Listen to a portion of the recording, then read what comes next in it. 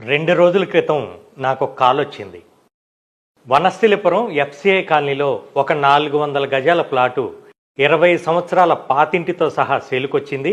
కేవలం స్థలం డబ్బులకి మాత్రమే, ఇంటికి జీరో వాల్యూ అన్నారు. కావాలంటే సేమ్ ప్రైజ్‌కే పక్కన ఇంకో 2 ఖాళీ ప్లాట్లు కూడా ఉన్నాయన్నారు. అయితే ఆ ఇంటి ఓనర్‌తో జరిగిన సంభాషణలో ఆశ్చర్యకరమైన విషయం తెలిసింది. అదేమిటంటే, ఇప్పుడు నేను మాట్లాడిన ఇంటి ఓనరు, పక్కన ఉన్న 2 ఖాళీ ప్లాట్ల ఓనరు మంచి స్నేహితులు. 20 సంవత్సరాల క్రితం ఒక వ్యక్తి ఏమో 400 గజాలు కొని ఇల్లు కట్టించాడు.